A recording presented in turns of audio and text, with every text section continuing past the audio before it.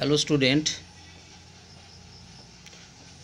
আমাদের channel SDM হিস্ট্রিতে তোমাদের স্বাগত। অতি অবশ্যই তোমরা পরীক্ষার জন্য প্রিপারেশান নিয়ে নিয়েছো এবং সেই সঙ্গে সঙ্গে তোমাদের প্রিপারেশান চলছে, এই আশা আমার রয়েছে। তো আমি তোমাদের বিগত ভিডিওগুলোর মতন আজকেও মোটামুটি 60টি প্রশ্ন বাছা বাছা নিয়ে হাজির হয়েছি। দেখো, তোমরা অতি অবশ্যই অনেকে কমেন্ট করছো আমাকে যে এরকম স্যার আমাদের খুব উপকৃত হচ্ছে এবং কোশ্চেন মান খুব ভালো। তো তোমরা আমার পাশে থাকার জন্য তোমাদের অতি অবশ্যই ধন্যবাদ এবং আমিও তোমাদের পাশে রয়েছি। আগামী 7 তারিখ এবং 14 তারিখে যে ইতিহাসের প্রশ্ন হবে, আমার চ্যানেলে যে ভিডিওগুলো আমি দিয়েছি বা দিতে থাকছি আপাতত, সেখান থেকে তোমরা নিঃসন্দেহেই সব কমন পাবে, এই আশা রেখে আমি তোমাদের সামনে অতি অবশ্যই উপস্থাপন করছি। এবং বিগত ভিডিওগুলোর মতন আজকেও যেটা এনেছি সেখানেও তোমরা অতি অবশ্যই কমন পাবে, এই হিসেবেই আমি কিন্তু ভিডিওগুলো তৈরি করছি। এবং তোমরা আমার পাশে রয়েছো, প্রত্যেকেই লাইক, শেয়ার এবং সাবস্ক্রাইব করে রেখেছো। যারা নতুন আছো অতি অবশ্যই তোমরা সাবস্ক্রাইব করে রাখলে অবশ্যই তোমাদের সুফল পাবে বলে আমি আশা করি। এবং আমার বিগত যে ভিডিওগুলো আছে সেগুলো তোমরা একটু দেখো, দেখলেই তোমরা বুঝতে পারবে যে কোশ্চেনের কোয়ালিটিগুলো আমি ঠিক কেমনভাবে দিয়েছি। তো অতি অবশ্যই পাশে থাকার জন্য ধন্যবাদ এবং ছাত্রদের অশেষ ধন্যবাদ যে তোমরা মেসেজ করছো। তোমাদের যদি যে কোনো ইনকোয়ারি থাকলে অতি অবশ্যই আমি সেই জায়গাটাতে তোমাদেরকে হেল্প করার জন্য আমি প্রস্তুত আছি, কারণ তোমাদের সামনে চলে এসেছে পরীক্ষা। তোমরা অতি অবশ্যই বই পড়ো, বিশেষ করে পাঠ্য বইগুলোকে যতটা পারবে তোমরা রিডিং করবে এবং সেই সঙ্গে সঙ্গে চেষ্টা করবে যে চ্যানেলের প্রশ্নগুলোকে ফলো করতে, কারণ এইখানেতে আমি যে প্রশ্নগুলো দিচ্ছি তোমাদের অবশ্যই তোমাদের এসএসসি পরীক্ষা আসবে সেই রকম ভেবেই আমি কিন্তু কোশ্চেন প্যাটার্নগুলো বা কোশ্চেনের ধরনগুলো বা কোশ্চেনগুলো মান সেই রকমভাবেই তৈরি করেছি। তো যাই হোক, আজকেও আমি মোটামুটি 60টি কোশ্চেন নিয়ে তোমাদের সামনে হাজির হয়েছি। দেখো, প্রথম প্রশ্ন, প্রত্নতাত্ত্বিক খননের ফলে জানা গেছে হরপ্পার বহু আগে বালুচিস্তানের কাচ্চি সমভূমিতে মেহেরগড় সভ্যতা গড়ে উঠেছিল। যে নদীর ধারে? এ কাবুল নদীর ধারে, বি সিন্ধু নদীর ধারে, সি বোলান নদীর ধারে, ডি গোমাল নদীর ধারে। এর সঠিক উত্তর হবে অপশান সি।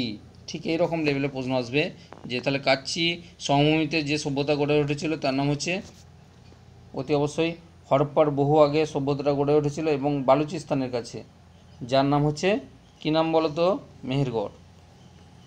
মেহেরগড়, এই মেহেরগড় সভ্যতা যে নদীর তীরে হয়েছে গড়ে উঠেছিল তার নাম হচ্ছে বোলান নদী। কেমন? পরের প্রশ্ন, হরপ্পা সভ্যতা ছিল যে যুগের সভ্যতা? এ প্রাগৈতিহাসিক যুগের সভ্যতা, বি ঐতিহাসিক যুগের সভ্যতা, সি ঐতিহাসিক পরবর্তী যুগের সভ্যতা, ডি প্রায় ঐতিহাসিক যুগের সভ্যতা। এখন এই সম্পর্কিত আমি ভিডিওতে আগের ভিডিওগুলোতে বলেছি, তবুও একটু বলে দিচ্ছি। দেখো, অতি অবশ্যই মনে রাখবে, এর সঠিক উত্তর হবে উত্তর ডি, প্রায় ঐতিহাসিক যুগের সভ্যতা। তো এখানে ব্যাখ্যা করে দিই, প্রাগৈতিহাসিক সভ্যতা কাকে বলে? মানে যে সভ্যতা বা যে যুগের কোনো লিখিত উপাদান পাওয়া যায়নি সেটা হচ্ছে প্রাগৈতিহাসিক যুগের সভ্যতা। আর প্রায় ঐতিহাসিক যুগের সভ্যতা যে যুগের লিখিত উপাদান পাওয়া গেছে কিন্তু সেগুলো পাঠোদ্ধার করা যায়নি, পাঠোদ্ধার হয়নি, হয়েছে, সেটা হচ্ছে প্রায় ঐতিহাসিক যুগের সভ্যতা। যেমন আমাদের সিন্ধু সভ্যতা বা হরপ্পা সভ্যতা, এর ঐতিহাসিক তথ্যগুলো পাওয়া গেছে কিন্তু যে সিল বা লিপিগুলো পাওয়া গেছে সেগুলো এখনও পর্যন্ত পাঠোদ্ধার করা সম্ভব হয়নি। আর ঐতিহাসিক যুগের সভ্যতা আছে, যে যুগের লিখিত উপাদান পাওয়া গেছে এবং সেগুলো পাঠোদ্ধার করাও সম্ভব হয়েছে। যেমন ধরো চৈনিক সভ্যতা, তারপরে মেসোপটেমিয়া সভ্যতা, তারপরে মিশরীয় সভ্যতা হচ্ছে হাইরোগ্লিফ লিপি, তারপরে সুমেরীয় সভ্যতা কিউনিফর্ম বা কিলকাকৃতি লিপি, এগুলো সব পাওয়া গেছে, সেই জন্য পাঠোদ্ধার করা সম্ভব হয়েছে। কিন্তু সিন্ধু লিপি এখনও পাঠোদ্ধার চলছে, মানে কমপ্লিট হয়নি পুরোভাবে। পরের প্রশ্ন, নৃতাত্ত্বিক, ভাষাতাত্ত্বিক ও ভৌগোলিক বিন্যাস অনুসারে ঐতিহাসিকরা মোটামুটি একমত যে হরপ্পা সভ্যতার স্রষ্টা হলেন। মানে এতগুলি তথ্যকে কেন্দ্র করে নৃতাত্ত্বিক, ভাষাতাত্ত্বিক, ভৌগোলিক বিন্যাস অনুসারে মোট হরপ্পা সভ্যতাকে যে দৃষ্টিকোণ থেকে চেষ্টা করা হয়েছে সেটি হচ্ছে এ দ্রাবিড় ভাষাগোষ্ঠী, মানে এই সভ্যতার হরপ্পা সভ্যতার স্রষ্টা হচ্ছে দ্রাবিড় ভাষা জনগোষ্ঠী, বি আর্য ভাষা জনগোষ্ঠী, সি অনার্য জনগোষ্ঠী, ডি ভরত জনগোষ্ঠী। এর সঠিক উত্তর হবে অপশান এ দ্রাবিড় ভাষা জনগোষ্ঠী। অর্থাৎ ওই সিন্ধু তীরবর্তী অঞ্চলে যে সমস্ত মানুষরা ছিলেন তারা হচ্ছে দ্রাবিড় ভাষা জনগোষ্ঠীর লোক ছিলেন বলে ঐতিহাসিকরা মন্তব্য করেছেন। পরের প্রশ্ন, হরপ্পা সভ্যতার প্রধান বৈশিষ্ট্য ছিল এ উন্নত প্রণালী ব্যবস্থা, মৃৎশিল্প এবং ধাতু শিল্পের নৈপুণ্য, বি সুপরিকল্পিত নগর এবং প্রশস্ত রাস্তাঘাট ও বাণিজ্যজীবী বুর্জোয়া সামাজিক প্রাধান্য, সি দৃঢ় পৌর শাসন ব্যবস্থা ও মাতৃতান্ত্রিক সমাজ ব্যবস্থা, ডি উপরের সবকটি সঠিক। এর সঠিক উত্তর হচ্ছে অপশান ডি উপরের সবকটি সঠিক। হরপ্পা সভ্যতার ছিল মাতৃতান্ত্রিক, অর্থাৎ মায়ের নামেই সব কিছু কার্যকরী হতো। আর কি ছিল না, এখানে বুর্জোয়া সামাজিক প্রাধান্য, বুর্জোয়া সমাজের হয়েছে। আর তোমরা তো জানো একটা ইউনিক জিনিস বিশ্বের মধ্যে রয়েছে, সেটা হচ্ছে পয় প্রণালী ব্যবস্থা। মানে হরপ্পা সভ্যতার এই পয় প্রণালী ব্যবস্থা গোটা বিশ্ব অতি অবশ্যই শিক্ষা লাভ করেছেন। পরের প্রশ্ন, সিন্ধুবাসীদের প্রধান জীবিকা কী ছিল? এ কৃষি ও পশুপালন, বি আমদানি ও রপ্তানি ব্যবসা বাণিজ্য, সি শিল্প কারখানার কাজ করা, ডি উপরে কোনোটিই নয়। এর সঠিক উত্তর হচ্ছে সিন্ধুবাসীদের প্রধান জীবিকা ছিল কৃষি এবং পশুপালন হয়েছে।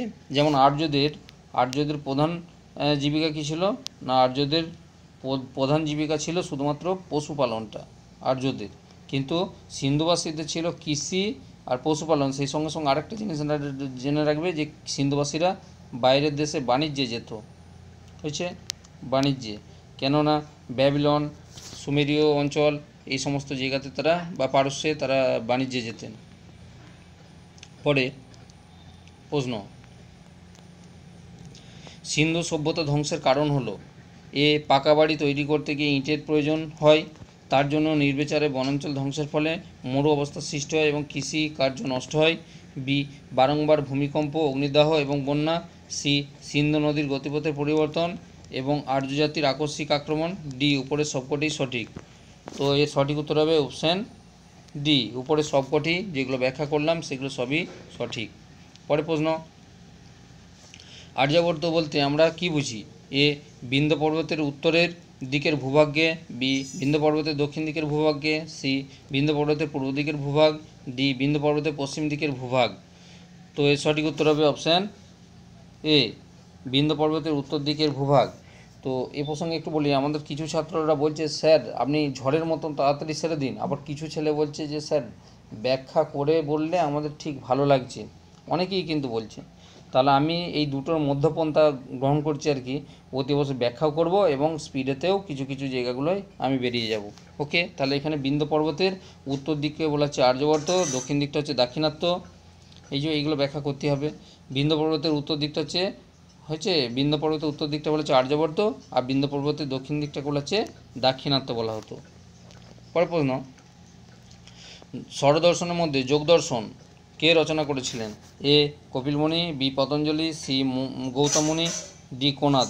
এর সঠিক উত্তর হবে অপশান বি পতঞ্জলি যোগদর্শন এর রচয়িতা।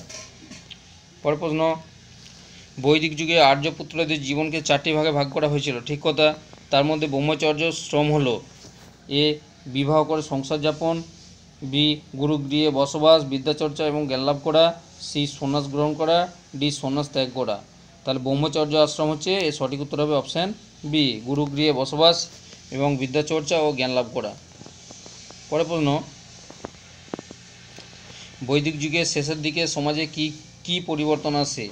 এ সমাজে বাল্যবিবাহ, বহুবিবাহ, নারীর বহুপতিত্ব গ্রহণ, প্রণপ্রথা প্রচলিত হয়, বি পূর্বের প্রাকৃতিক দেবদেবীর স্থানচ্যুত ঘটে এবং প্রজাপতি ব্রহ্মা বিষ্ণু মহেশ্বর আসল লাভ পায়, মানে এরা আসন লাভ পেয়েছিল, সি সমাজে পুরোহিত শ্রেণীর প্রাধান্য প্রতিষ্ঠিত হয় এবং কর্মফল ও জন্মান্তরবাদ নামক দুটি নতুন দার্শনিক চিন্তাধারার বিকাশ ঘটে, ডি উপরে সবকটি সঠিক। এর সঠিক উত্তর হচ্ছে অপশান ডি উপরে সবকটি সঠিক। ঠিক এই রকম লেভেলেরই তোমাদের কোশ্চেনগুলো হবে, খুব কঠিন থেকে কঠিনতর থাকবে, কিন্তু অতি অবশ্যই তোমাদেরকে টার্গেট রাখতে হবে। যদি 60টি প্রশ্নের মধ্যে 60টি অংশগ্রহণ করতে, তাহলে তোমাদেরকে নিখুঁতভাবে ঠিক এই রকম লেভেলের কঠিন প্রশ্নগুলোকেও তোমাদেরকে অ্যাটেন্ড করতে হবে। তাহলে বৈদিক সমাজের মানে এই এতগুলো পরিবর্তন লক্ষ্য করা গিয়েছিল। তাহলে উপরে সবকটি সঠিক। পরের প্রশ্ন, মধ্যম পন্থা কোন ধর্মে দেখতে পাওয়া যায়? এ হিন্দু ধর্মে, বি বৌদ্ধ ধর্মে, সি জৈন ধর্মে, ডি শিখ ধর্মে। তাহলে মধ্যম পন্থা দেখতে পাওয়া যায় অপশান বি বৌদ্ধ ধর্মে। বৌদ্ধ ধর্ম খুব কঠোর কৃচ্ছ সাধনের কথাও বলেনি, এবং খুব নড়বড়ে বা সাধারণ জীবনযাপন বা অতি বিলাসী জীবনযাপনেরও বিরোধী ছিল। এই দুটো জিনিসের বিরোধী ছিল এই মধ্যম পন্থা, অর্থাৎ খুব কঠোরও নয় আবার খুব বিলাসিতাও নয়। এই দুটোর মধ্যবর্তাই গ্রহণ করেছিলেন গৌতম বুদ্ধ, বলেছিলেন এই মধ্যম পন্থা বা মধ্য পন্থার কথা। পরের প্রশ্ন, বৌদ্ধ ধর্মের দার্শনিক তত্ত্বসমূহ কোন পিটকে আছে? এ বিনয় পিটকে, বি সূত্র পিটকে, সি অভিধম্ম পিটকে, ডি জাতক কাহিনীতে। তাহলে বৌদ্ধ ধর্মে দার্শনিক তত্ত্বসমূহ আছে অপশান সি অভিধম্ম পিটকে রয়েছে। পরের প্রশ্ন, বৌদ্ধ ধর্মের তৃতীয় বৌদ্ধ সংগীতি কার রাজত্বকালে অনুষ্ঠিত হয়েছিল? তৃতীয় বৌদ্ধ সংগীতি মনে রাখবে, এ বিম্বিসারের সময়ে, বি অজাতশত্রুর সময়ে, সি চন্দ্রগুপ্ত মৌর্যের সময়ে, ডি অশোকের সময়। এর সঠিক উত্তর হবে অপশান ডি অশোকের সময় তৃতীয় বৌদ্ধ সংগীতি আহুত হয়েছিল। পরের প্রশ্ন, বৌদ্ধ ধর্মে যারা বুদ্ধদেবের মূর্তি পূজা করতেন এবং ব্যক্তির বদলে সমষ্টির মুক্তির জন্য প্রার্থনা করতেন তাদেরকে বলা হতো এ সোনাযান, B Mahayana, C Hinayana, D Vajrayana. এর সঠিক উত্তর হবে অপশান বি মহাযান। তাহলে বুদ্ধদেবের মূর্তি পূজা করতেন এবং ব্যক্তির বদলে সমষ্টির কথা ভাবতেন, আর কি সমষ্টির মুক্তির কথা ভাবতেন, সেটা হচ্ছে মহাযান। পরে বৌদ্ধ সংঘ জীবনের বৈশিষ্ট্য হলো এ সংঘ পরিচালনায় গণতান্ত্রিক পদ্ধতি অনুষ্ঠিত হয়, বি বৌদ্ধ সংঘ নারীদের প্রবেশ অধিকার ছিল এবং এগুলি স্বশাসিত ছিল, সি বৌদ্ধ সংঘগুলি ছিল ভিক্ষুদের ধর্ম শিক্ষা এবং সাধনার কেন্দ্র, ডি উপরের সবগুলি সঠিক। এর সঠিক উত্তর হচ্ছে অপশান ডি উপরে সবগুলি সঠিক। পরের প্রশ্ন, জৈন ধর্মে পরেশনাথ বা পার্শ্বনাথ ছিলেন কততম তীর্থঙ্কর? এ 21তম তীর্থঙ্কর, বি 22তম তীর্থঙ্কর, সি 23তম তীর্থঙ্কর, ডি 24তম তীর্থঙ্কর। তো এর সঠিক উত্তর হচ্ছে অপশান সি 23তম তীর্থঙ্কর। তাহলে প্রথম কে ছিলেন না, প্রথমজন একম ছিলেন ঋষভনাথ, আর 23তম তীর্থঙ্কর ছিলেন পরেশনাথ, আর 24তম ছিলেন মহাবীর বর্ধমান। কেমন? তো পরের প্রশ্ন, মহাবীর বর্ধমান যে ক্ষত্রিয় বংশে জন্মগ্রহণ করেছিলেন, খুব কঠিন প্রশ্ন কিন্তু এটা। মহাবীর বর্ধমান যে ক্ষত্রিয় বংশে জন্মগ্রহণ করেছিলেন তার নাম হলো এ জ্ঞাত্রিক, বি পাবনিক, সি তৈত্রীয়, ডি তুর্বস। এর সঠিক উত্তর হচ্ছে অপশান এ জ্ঞাত্রিক কুলে, অর্থাৎ জ্ঞাত্রিক বংশে জন্মগ্রহণ করেছিলেন। পরের প্রশ্ন, যেসব জৈন সন্ন্যাসীরা মহাবীরের অনুশাসনগুলিকে কঠোরভাবে মেনে চলতেন এবং কোনো প্রকার বস্ত্র পরিধান করতেন না তাদেরকে বলা হতো কৃষ্ণাম্বর, বি শ্বেতাম্বর, সি দিগম্বর, ডি জিতাম্বর। এর সঠিক উত্তর হচ্ছে অপশান সি দিগম্বর বলা হতো। তাহলে দিগম্বর সন্ন্যাসীরা মহাবীরের অনুশাসনগুলিকে কঠোরভাবে মেনে চলতেন, আর কি করতেন, কোনো প্রকার বস্ত্র পরিধান করতেন না, অর্থাৎ কোনো গ্রন্থি তারা পরিধান করতেন না, শুধুমাত্র নিচের অঙ্গেতে একটি কপিন ব্যবহার করত, তাদেরকে বলা হচ্ছে দিগম্বর। পরে আজীবিক ধর্মাবলম্বীরা কোন তত্ত্বে বিশ্বাসী ছিলেন? খুব গুরুত্বপূর্ণ প্রশ্ন। এ কর্মফলবাদে, বি অদৃষ্টবাদে, সি পঞ্চতত্ত্ববাদে, ডি উপরে কোনোটি নয়। এর সঠিক উত্তর হচ্ছে অপশান বি অদৃষ্টবাদে, অর্থাৎ আমার কপালে যা আছে তাই হবে এই নীতিতে, বা আমার ভাগ্যে যা আছে সেটাই হবে এই নীতিতে বিশ্বাসী ছিলেন আজীবিক নামক নতুন ধর্মাবলম্বীরা। পরের প্রশ্ন, 330 খ্রিস্টপূর্বাব্দে আকামেনীয় বংশের শাসক তৃতীয় দারায়ুসকে কোন যুদ্ধে আলেকজান্ডার পরাজিত করে দখল করেছিলেন পারস্য? এ সেনামের যুদ্ধে, বি ঝিলামের যুদ্ধে, সি চেনাবের যুদ্ধে, ডি গোগমেলার যুদ্ধে। এর সঠিক উত্তর হচ্ছে অপশান ডি গোগমেলার যুদ্ধ। তাহলে গোগমেলার যুদ্ধ এমন একটা যুদ্ধ যেখানে কাদের মধ্যে ছিল, আলেকজান্ডারের সঙ্গে পারস্যের শাসক তৃতীয় দারায়ুসের। কবে হয়েছিল সালটাও মনে রাখবে, 330 খ্রিস্টপূর্বাব্দে। এটা ভিভিআইপি, খুব গুরুত্বপূর্ণ প্রশ্ন এটা। পরের প্রশ্ন, আলেকজান্ডার ভারত আক্রমণের ফলে কি হয়েছিল? আলেকজান্ডারের ভারত আক্রমণের ফলে কি হয়েছিল? এ, দেশীয় রাজ্যগুলির সামরিক দুর্বলতা প্রকট হয়েছিল। বি, গ্রিসের সভ্যতা এবং সংস্কৃতি ভারতে প্রবেশের সুযোগ পেয়েছিল।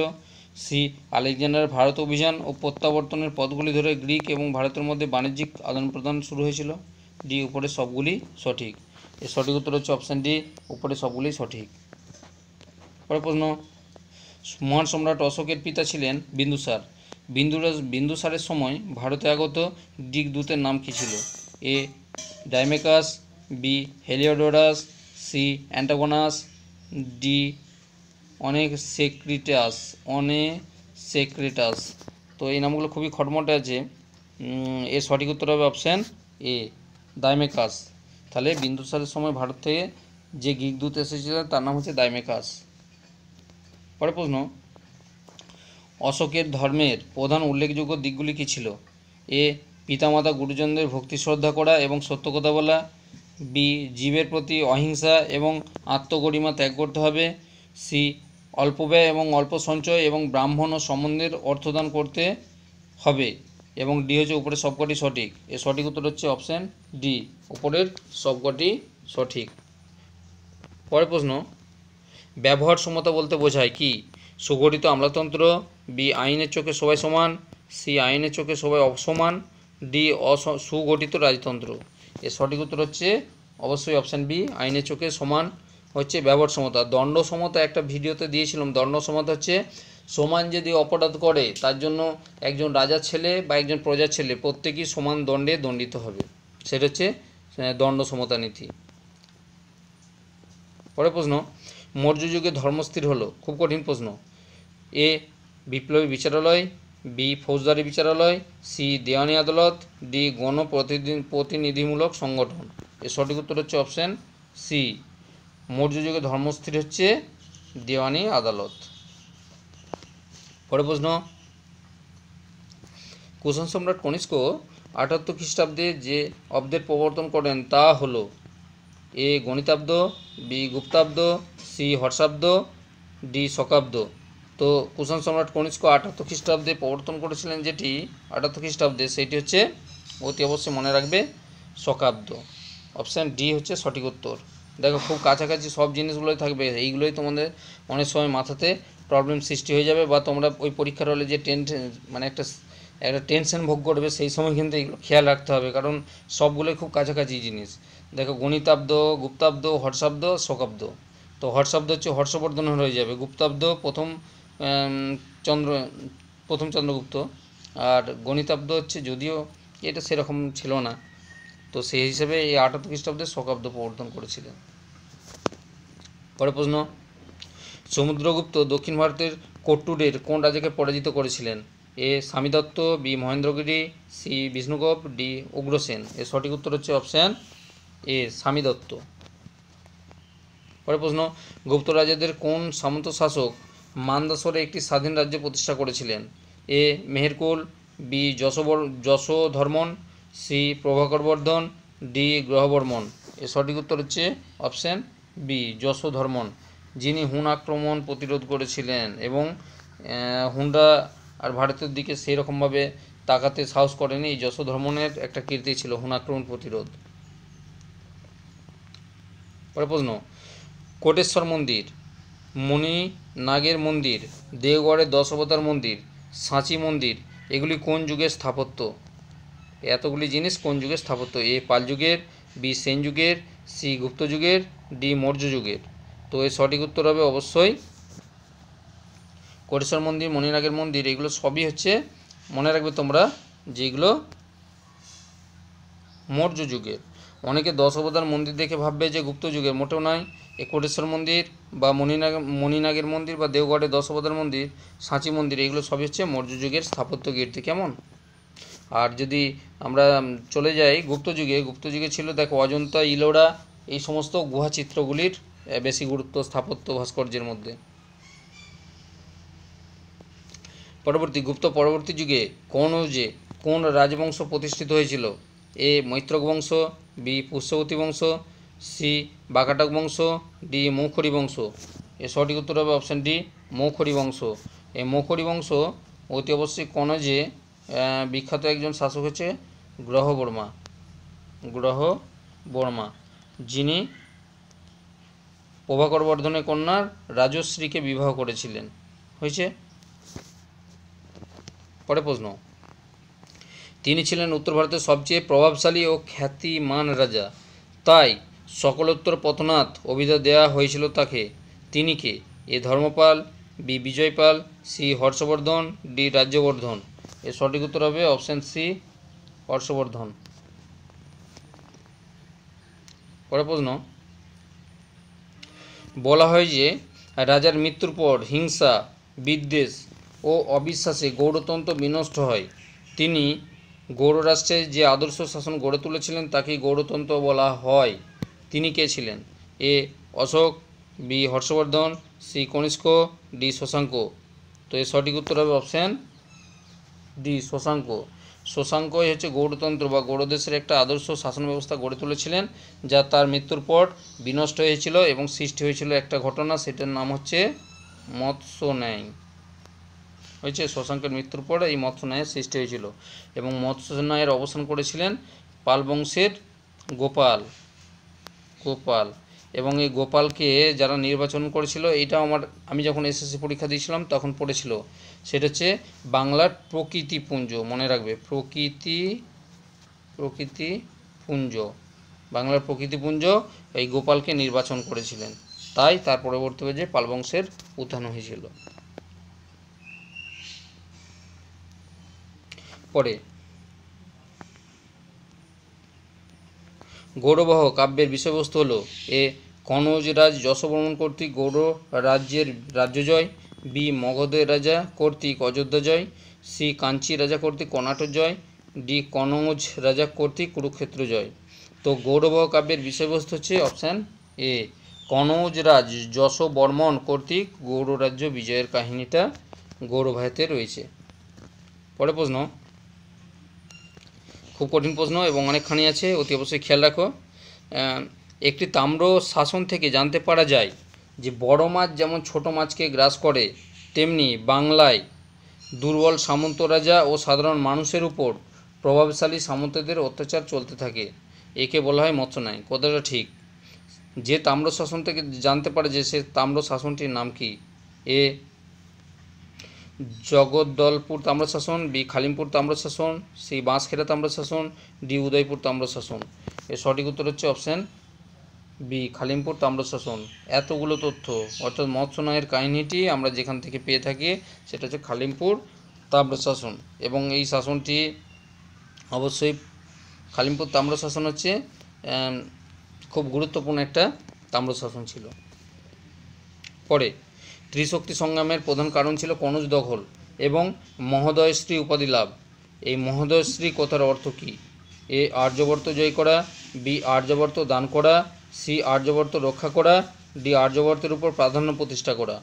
এর সঠিক উত্তর হচ্ছে অপশান ডি আর্যবর্ত নিজের কায়েম বজায় রাখা, অর্থাৎ আর্যবর্তের উপর প্রাধান্য প্রতিষ্ঠা করা। তো এই জায়গাটাতে অতি অবশ্যই মনে রাখবে এই ত্রিশক্তি সংগ্রাম পাল, প্রতিহার আর রাষ্ট্রকূটের মধ্যে, পাল, প্রতিহার, রাষ্ট্রকূট। পাল এখানে প্রতিহার ছিল উত্তর পশ্চিম ভারতে, আর দক্ষিণে ছিল রাষ্ট্রকূট। এই পাল, প্রতিহার, রাষ্ট্রকূটদের মধ্যে যে সংগ্রামটা ছিল সেটা ত্রিশক্তি সংগ্রাম। আসল উদ্দেশ্য ছিল সারা ভারতের উপরে নিজেদের কর্তৃত্ব প্রতিষ্ঠা করা, এবং সেই জন্যই এই উপাধিটা পেত মহোদয়শ্রী, অর্থাৎ আর্যবর্তের উপর প্রাধান্য প্রতিষ্ঠাকে মহোদয়শ্রী বলা হতো। পরে প্রশ্ন, পাল সাম্রাজ্যের দ্বিতীয় প্রতিষ্ঠাতা কাকে বলে? এ প্রথম মহিপালকে, বি দেবপালকে, সি গোপালকে, ডি ধর্মপালকে। এটা একটা খুব সহজ প্রশ্ন। দ্বিতীয় প্রতিষ্ঠাতা হচ্ছে প্রথম মহিপালকে। পরের প্রশ্ন, চোলরাজ প্রথম রাজেন্দ্র চোল যখন বাংলা আক্রমণ এবং জয় করেছিলেন তখন বাংলার রাজা ছিলেন প্রথম মহিপাল, দক্ষিণ পশ্চিমের ছিলেন রণসুর এবং পূর্ববঙ্গে ছিলেন গোবিন্দচন্দ্র। তিনি বাংলাদেশ জয় করার পর কী উপাধি নিয়েছিলেন?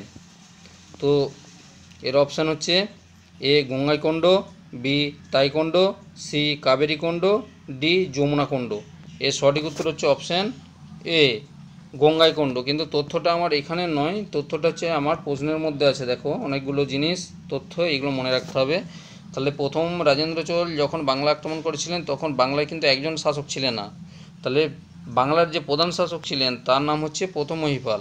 কিন্তু তার সঙ্গে সঙ্গে দক্ষিণ পশ্চিমের যে রাজা ছিলেন তার নাম হচ্ছে রণসুর। রণসুর ছিলেন দক্ষিণ পশ্চিমের শাসক, এইটাও মনে রাখতে হবে। আর সেই সঙ্গে আরেকটা মনে রাখবে, পূর্ববঙ্গে তখন কে ছিলেন? গোবিন্দচন্দ্র। তাহলে এই তিনজন রাজাকে পরাজিত করেছিলেন, এক হচ্ছে প্রথম মহিপালকে, দুই হচ্ছে রণসুরকে, আর তিন হচ্ছেন গোবিন্দচন্দ্র। এরা কোন কোন অঞ্চলের শাসক সেটাও তোমাকে মনে রাখতে হবে। পরে প্রশ্ন, রামপালের সভাকবি সন্ধ্যাকর নন্দী রামচরিত গ্রন্থে কোন ঘটনাকে অপবিত্র ধর্মবিপ্লব বা অনিকম ধর্ম বিপ্লবম বলে অভিহিত করেছেন? এ দাস বিদ্রোহকে, বি সিপাহী বিদ্রোহকে, সি কৈবর্ত বিদ্রোহকে, ডি চুয়াট বিদ্রোহকে? তো এটা খুব সহজ প্রশ্ন, অপশান সি কৈবর্ত বিদ্রোহকে অনিকম ধর্ম বিপ্লবম বলে উল্লেখ করেছেন।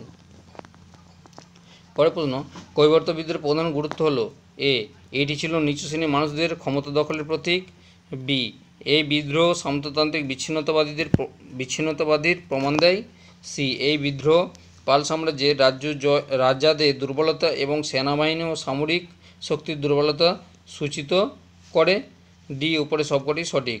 এর সঠিক উত্তর হচ্ছে অপশান ডি উপরে সবগুলি বা সবকটি সঠিক। তারপরে কার বাল্যকালের নাম ছিল আদিনাথ চন্দ্রগর্ভ? এ ধর্মপালের, বি অতীশ দীপঙ্করের, সি লামা তারানাথের, ডি দ্বিতীয় মহিপালের? এর সঠিক উত্তর হচ্ছে অপশান বি অতীশ দীপঙ্করের বাল্যকালের নাম ছিল আদিনাথ চন্দ্রগর্ভ। পরে প্রশ্ন, 1532 খ্রিস্টাব্দে দৌড়ার যুদ্ধ, খুব কঠিন প্রশ্ন কিন্তু এইটা। 1532 খ্রিস্টাব্দে দৌড়ার যুদ্ধ কাদের মধ্যে হয়েছিল? এ বাবর ও সংগ্রাম সিংয়ের মধ্যে, বি বাবর ও ইব্রাহিম লোদির মধ্যে, সি হুমায়ুন এবং মামুদ লোদির মধ্যে, ডি হুমায়ুন এবং শের শাহের মধ্যে? এর সঠিক উত্তর হচ্ছে অপশান সি হুমায়ুন এবং মামুদ লোদির মধ্যে। পরে প্রশ্ন, ফরিদ খাঁ অর্থাৎ শের শাহ প্রথম জীবনে ছিলেন বিহারের অন্তর্গত কোথাকার জাগিরদারের পুত্র? A Mirzapur, B Sasaram, C Pataliputra, D Ghatshila? এর সঠিক উত্তর হচ্ছে অপশান বি সাসারামের জাগিরদারের পুত্র ছিলেন। পরে প্রশ্ন, সুরজগড়ের যুদ্ধ, একদিকে ছিল শের শাহ ও জালাল খাঁ এবং অপর দিকে ছিল বাংলার সুলতান মাহমুদ শাহ। এই যুদ্ধ কবে হয়েছিল? অর্থাৎ সুরজগড়ের যুদ্ধ কবে হয়েছিল?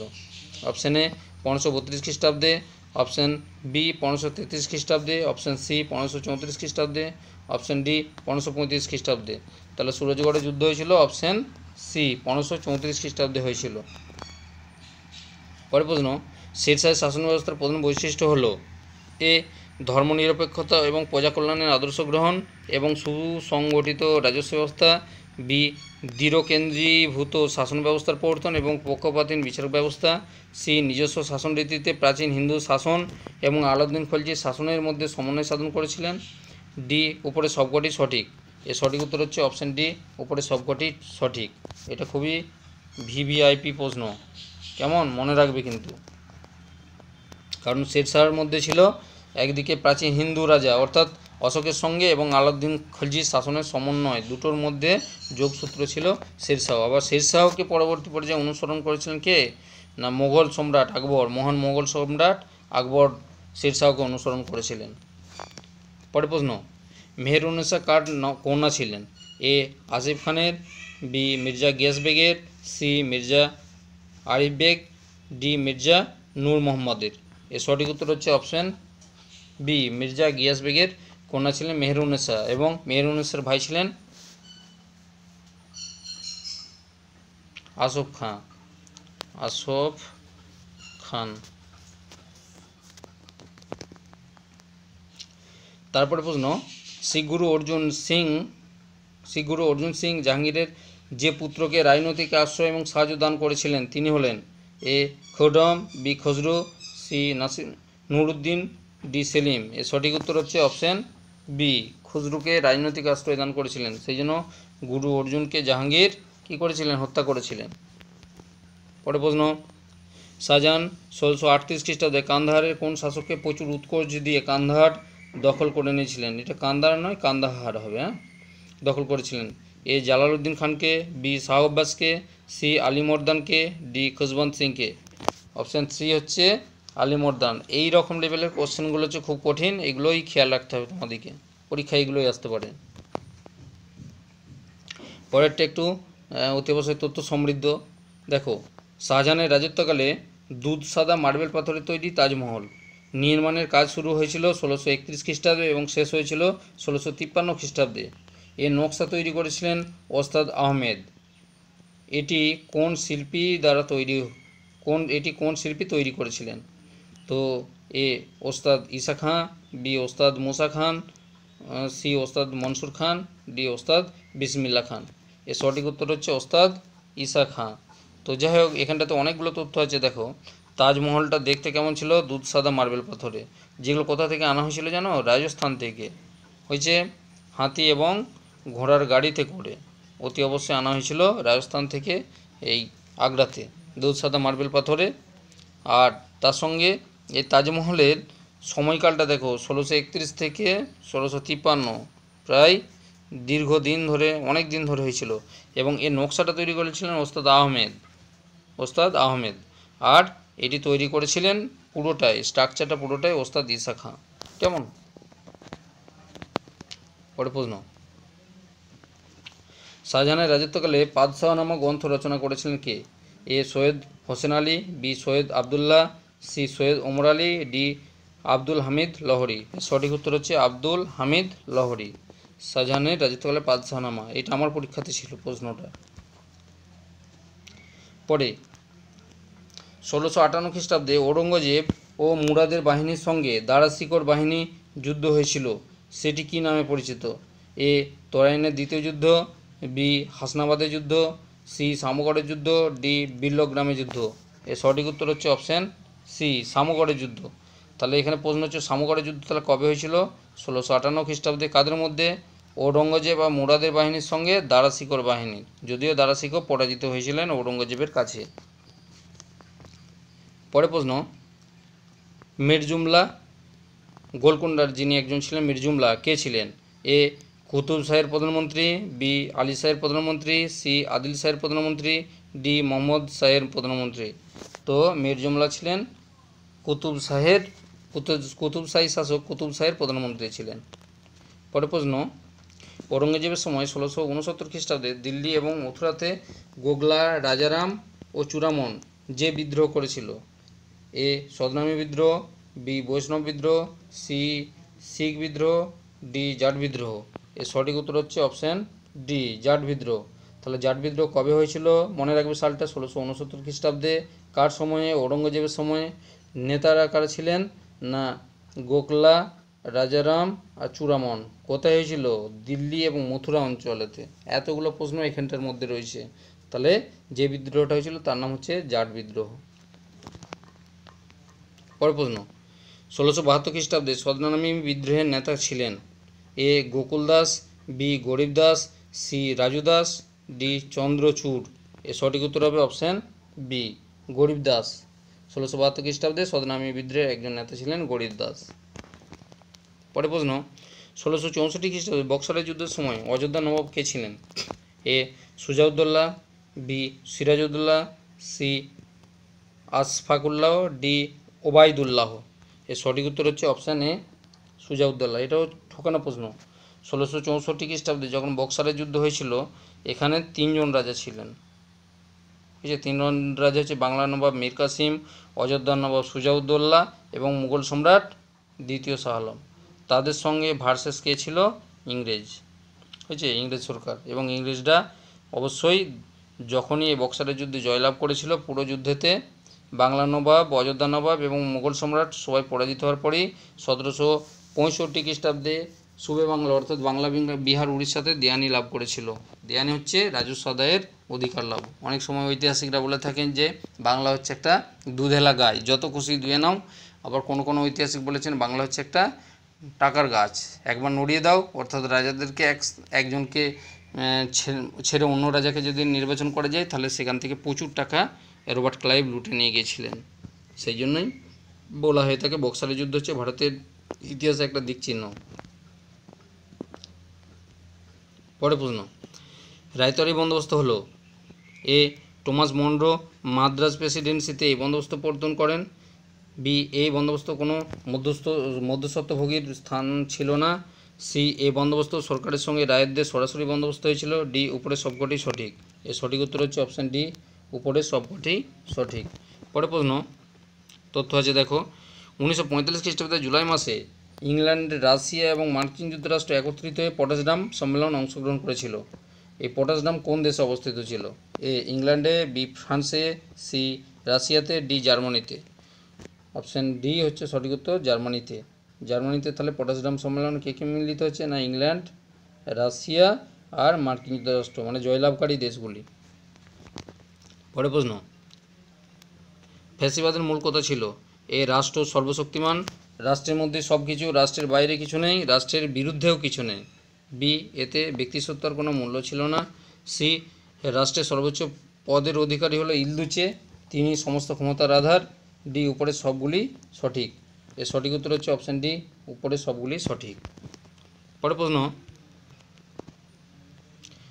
জার্মানিতে এনাবলিং অ্যাক্ট কবে চালু হয়েছিল? এ 1933 খ্রিস্টাব্দে এপ্রিল মাসে, বি 1933 খ্রিস্টাব্দে জুলাই মাসে, সি 1933 খ্রিস্টাব্দে মার্চ মাসে, ডি 1933 খ্রিস্টাব্দে অক্টোবর মাসে। এর সঠিক উত্তর হচ্ছে অপশান সি, 1933 খ্রিস্টাব্দে মার্চ মাসে। তো এই এনাবলিং অ্যাক্ট সম্পর্কে একটু বলে দিই। এনাবলিং অ্যাক্ট হলো সংসদের অনুমোদন ছাড়াই হিটলার শাসন পরিচালনা এবং আইন প্রণয়নের অধিকার লাভ করেছিলেন।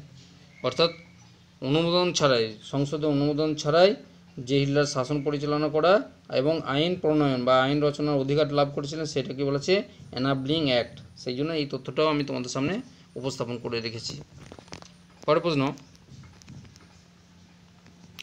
হেরেনবর্গ তত্ত্বে বলা হয়েছিল কি? এ জার্মানরা একমাত্র বিশুদ্ধ জাতি আর বিশুদ্ধ আর্য জাতি, বাকিরা সব বর্ণসংকর, বি জার্মানরা শ্রেষ্ঠ জাতি হিসেবে অন্যান্য জাতির উপর আধিপত্য প্রতিষ্ঠা করবে, সি হিটলার মনে করতেন যে জার্মানরাই গোটা বিশ্বের উপর প্রভুত্ব করবে, এটাই প্রকৃতির নিয়ম, ডি উপরের সবকটি সঠিক। তো এর সঠিক উত্তর হচ্ছে অপশান ডি, উপরের সবকটি বা সবগুলি সঠিক। কারণ হেরেনবর্গ তত্ত্বের বিষয়টাই ছিল এইটা, সেই জন্যই ওই উগ্র সাম্রাজ্যবাদী নীতি যেটা হিটলার গ্রহণ করেছিলেন তার জন্য দ্বিতীয় বিশ্বযুদ্ধ হয়েছিল। কেমন?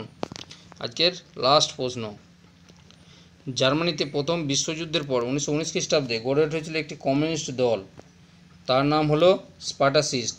এই দলের একজন নেতার নাম হলো এ পল মোরে, বি রোজা লুক্সেমবার্গ, সি জন বেনেডিক্ট, ডি রোজা টাইরিন। এর সঠিক উত্তর হচ্ছে অপশান বি, রোজা লুক্সেমবার্গ। দেখো অনেক সময় বলা হয় যে ভূতের মুখে রাম নাম, অর্থাৎ জার্মানি ছিলেন সাম্রাজ্যবাদী দেশ, সেই দেশে যে কমিউনিস্ট ভাবধারা প্রচারিত হবে সেটা কিন্তু জার্মানির লোকেদের মধ্যে এক শ্রেণীর মানুষ যারা রোজা লুক্সেমবার্গের নেতৃত্বে হয়েছে সাম্যবাদী নীতি বা শোষণের বিরুদ্ধাচার হয়েছে, গণতান্ত্রিক এবং সাম্যবাদী নীতিকে মেনে নিয়েছিলেন। তো যাই হোক, আজকে এই পর্যন্ত। অতি অবশ্যই তোমরা পড়াশোনা করতে থাকো, কারণ তোমাদের আর বেশি টাইম নেই। আজ থেকে আর মোটামুটি হয়তো 7 তারিখ, আর আজকে হচ্ছে 26 তারিখ, আর 7 5 12 13 দিন আছে। অতি অবশ্যই তোমরা যারা নবম দশমের জন্য রেডি হয়ে আছো, পরীক্ষা দেবে, তারা অতি অবশ্যই তোমরা এবারে খাওয়া দাওয়া ছাড়া বেশিরভাগ সময় চ্যানেল এবং নিজেদের বই আর মাথার মধ্যে অবশ্যই গেঁথে রাখার চেষ্টা করো। আজকে এই পর্যন্ত। আর যারা আমার পাশে আছো অতি অবশ্যই তোমরা পাশে থেকো, আর যারা নতুনভাবে ভিডিও দেখছো অতি অবশ্যই তোমরা আমার চ্যানেলটাকে সাবস্ক্রাইব করে রাখো, যাতে তোমরা আগামী ভিডিওগুলো বা পূর্বের ভিডিওগুলো পেতে পারো এবং নোটিফিকেশানটা জারি করে রাখবে। থ্যাংক ইউ, সবাই ভালো থেকো।